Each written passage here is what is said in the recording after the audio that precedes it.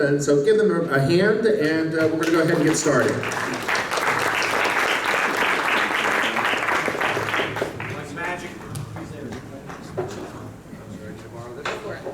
Like magic, I have appeared. And two men walk into a bar.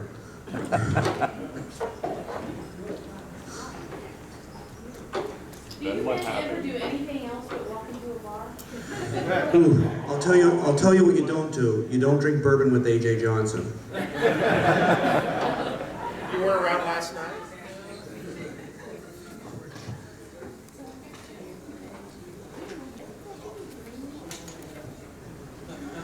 All right, let's introduce our panelists here. Those who don't know me, I am Scott Rhodes. I'm president of the Lancaster Free Thought Society and one of the organizers for the event here. You've probably seen me doing the stage direction up here for most of the event. And testing. There we go. But one of the things I really like to do is moderate panels because it's a lot of fun walking down that path with people and see what they have to say about things. So, without further ado, our first guest is Rebecca Hale. She's president of the American Humanist Association. She's a lifelong humanist in her beliefs. She didn't even know there was an AHA until 1996. She's found that her philosophical home is in secular humanism, and being a humanist makes her a better person. Welcome, Rebecca.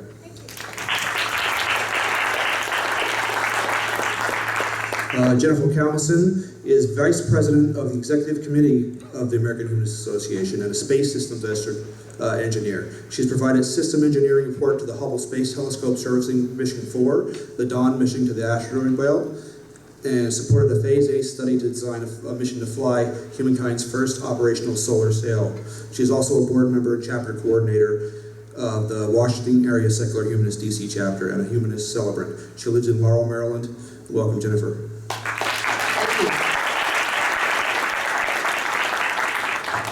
Herb Silverman. That's all the introduction he needs, because he's been, anybody who's been in this movement any amount of time has probably come across Herb. He is the author of Candidate Without a Prayer, an autobiography of Jewish atheists in the Bible Belt. He's AHA board member with a few years off in between from 1999 till present day. He has since founded the Secular Humanists of Low Country in Charleston, South Carolina, the College of Charleston Student of Atheist Humanist Alliance. He holds board positions at Atheist Alliance International, the Secular Student Alliance, the South Carolina ACLU, America's United for Separation of Church and State, and is founder and president emeritus of Secular Coalition for America. What a slacker. Welcome, Herb.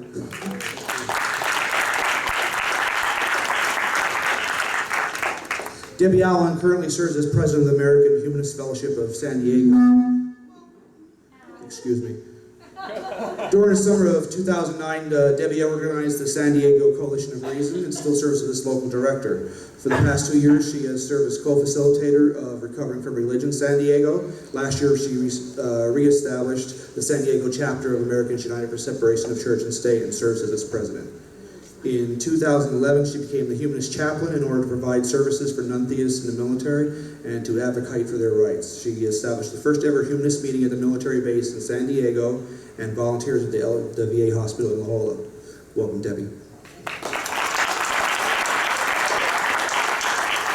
All right, let's jump right into this since we're running a little behind already. Rebecca, I'm going to aim this first one at you if you don't mind. Non-belief is becoming big news anymore. We see prominent atheists such as our own David Silverman on news stations providing the sound bites or counterpoints for certain stories. Do you feel that actively working on getting AHA spokespeople onto these type of programs to speak about the humanist view on issues such as the church-state violations might be a move in the right direction towards more positive visibility for the movement? And have you ever offered the services of AHA spokespeople to fill that role in any of those organizations? Yes. We do that. AHA does have spokespeople. We we're not as flamboyant as some of the other spokespeople in the movement, but we're out there. We were the first people to do the bus ads. We were the first ones on the bus.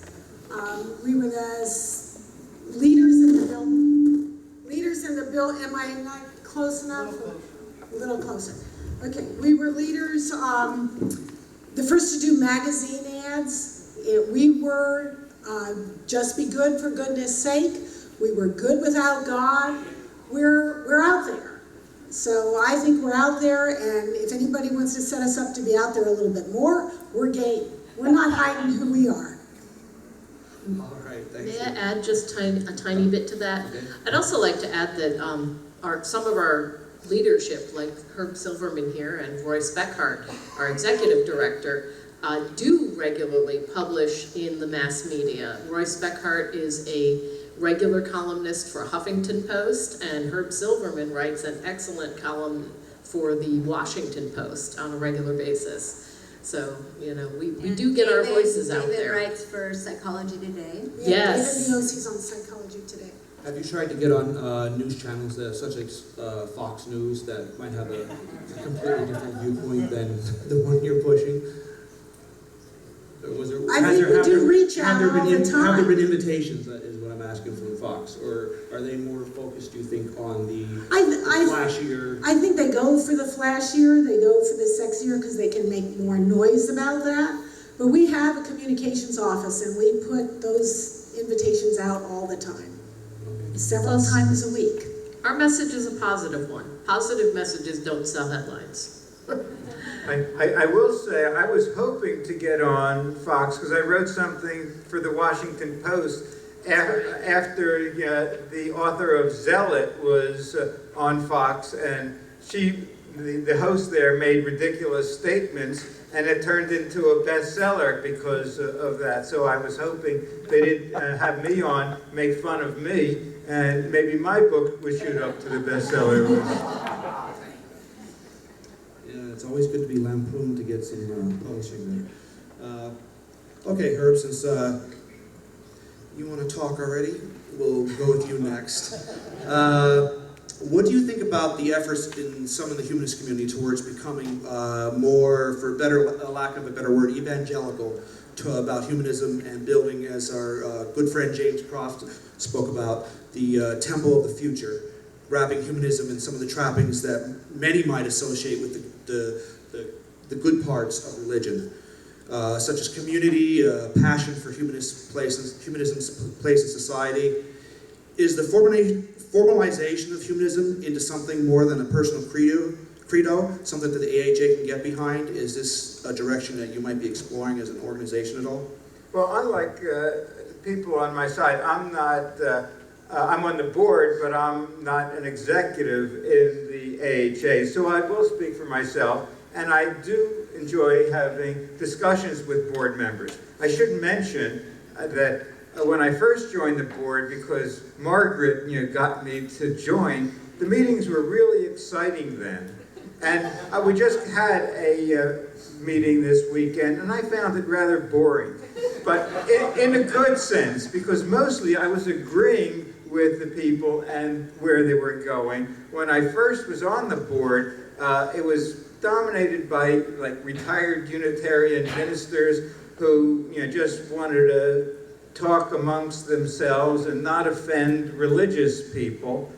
And it was exciting because I had something to work for to try to change it. And I'm really happy it's changed.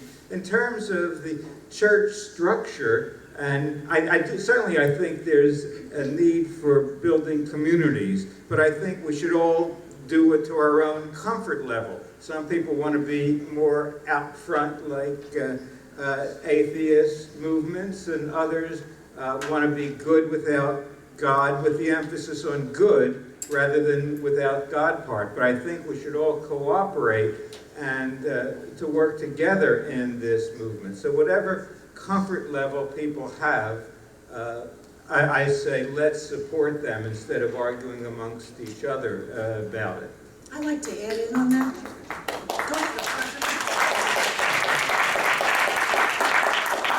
I think one of the things that we're really actively doing is addressing the evangelism issue.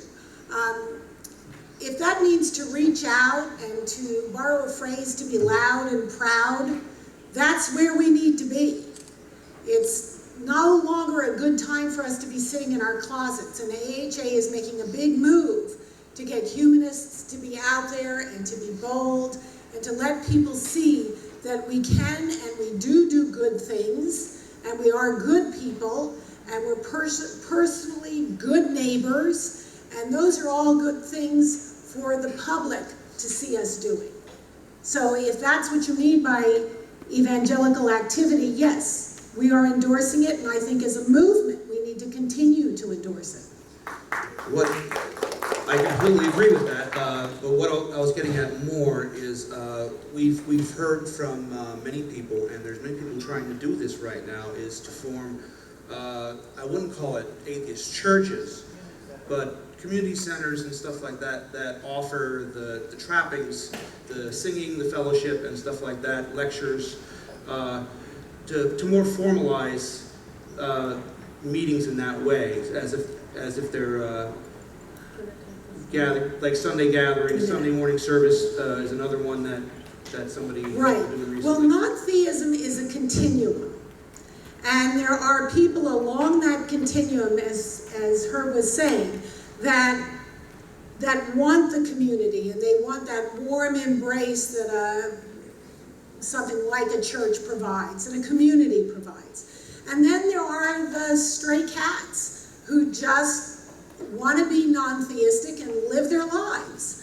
And we all go through those phases as we progress through our lives.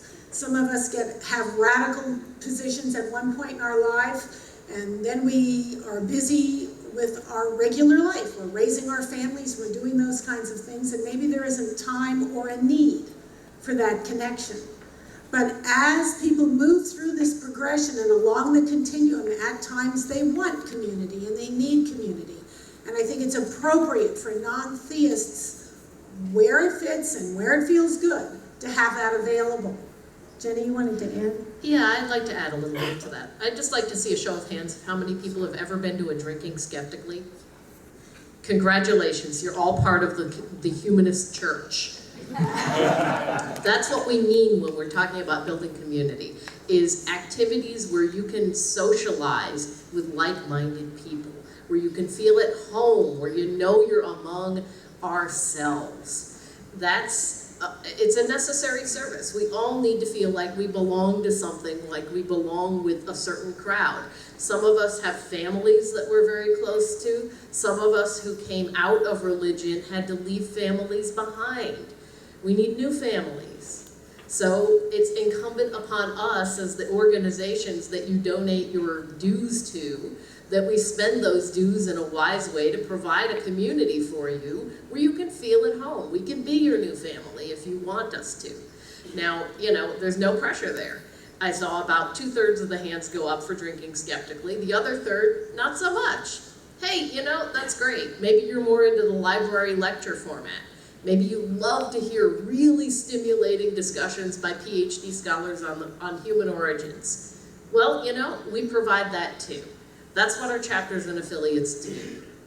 And if you want to get married, we provide humanist celebrants. If you want to be memorialized in a way that doesn't sit there and tell your relatives and your loved ones that you leave behind that you're in a better place now, we provide that too. We simply want to offer you options. Debbie, did you want to talk a little bit about your very active chapter? Yeah, in San Diego, we have 18 different groups that try to meet the needs of our area: atheists, agnostics, humanists, skeptics, free thinkers, and on and on. People need community. They need to feel connected to someone, but people do have different needs. Some people are very close, as Becky was saying, to their former religion, and they're sort of used to the sense of they want to go someplace once a week. They want to know that they can take their children there for ethical education, and that they'll have somewhere to be when they get old, need support, and then want to plan a funeral service. Other people have been atheists for 20, 30 years, They like the lecture format. Other people just want to have a good time. Some people want to date and marry an atheist, and they're out drinking skeptically. What happens in the movement, for me, on an individual group-by-group basis, is that it really depends on who steps up to be a leader, who steps up to lead the group, and who are the people in their community that want to participate. Every group gets to create itself as it wishes to be. And my sense is we need to be supportive of every group as it is, and not complain that they're doing it right or they're doing it wrong, because they're doing what they need to do for themselves. These movements will grow.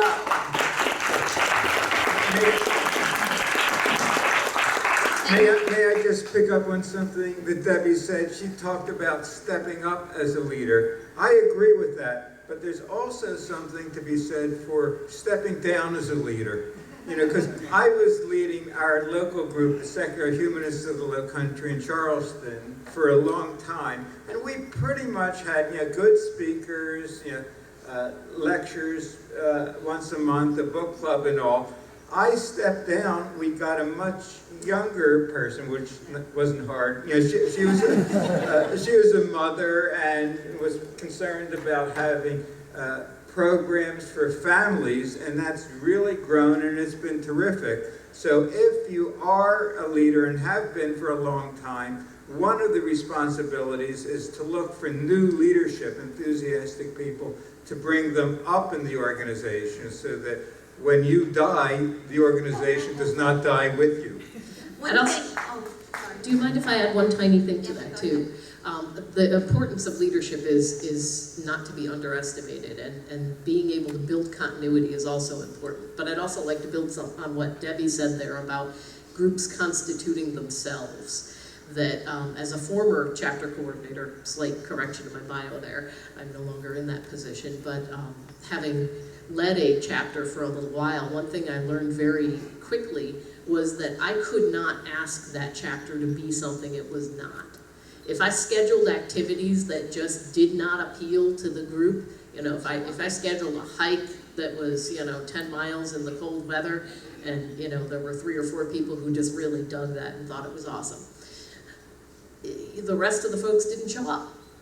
But if I scheduled a meeting on a bright, shiny Sunday afternoon or a Saturday afternoon in a library to go listen to a wonderful philosophical dissertation for 3 hours, we had 55 people show up. So groups do constitute themselves. You can't build a community that doesn't want to be built. One thing I want to say about the American Humanist Association is that we do support community building at the local level. We have people in positions to provide actual support. They do provide grants for activities within different groups. We recently applied for a grant for childcare because a lot of women are single parents and cannot afford to have their kids in childcare, so they can't really come to an adult-focused event and really enjoy themselves. And believe it or not, we've been able to expand our family planning, and it has brought grandparents in with their grandchildren. So one of the things that if you're thinking about starting a humanist group, we do have in place a method to pass along best practices for community building, and there is actual physical assistance in creating a group. Since we're talking about children already, you stated as one of your goals is creating easily accessible humanist education for children and families. How do you plan to go on going about that, Debbie? Well, first of all, the AHA has the Kochar Institute for Childhood Education, and they are constantly creating programming for children and adults. They created a website, Kids Without God. On that website right now are 24 learning activities for children, sort of like Sunday school for ethical education, etc. And we also have activities for teens, kids, and even information for parents. Also, we publish several works that are accessible to children. The book Pepper's Special Wings provides an age-appropriate discussion of Darwinian evolution using the example of the salt and pepper moths in England during the Industrial Revolution. So, you know, we do try to reach out to children. On a local level, for providing actual instruction, as Debbie mentioned, the Kotar Institute has provided 2 modules of curricula, one for adult education and one for childhood education, where local groups can pick these materials up for free off of our website and use them to conduct their own, you know, secular Sunday school education programming. And then we do things like intentional programming. You have to decide which events during the year are going to be family events, and you just shoot for it. Darwin Day is a perfect day. Mark Twain's birthday is another time, because there's lots of good fishing activities for kids on Mark Twain Day. You have picnics with your group. Make sure one of them is a family-oriented picnic with games for kids. And then, of course, the holidays. A lot of secular-type kids are missing out on some of the festivities. So human light parties, make sure that they're family-friendly. Just do it. That's all the time we have for the I'd love to talk about this all day, but I have to hold myself to the same time limits I hold everybody else, unfortunately. But let's have a round of applause, please, for Debbie, Rebecca.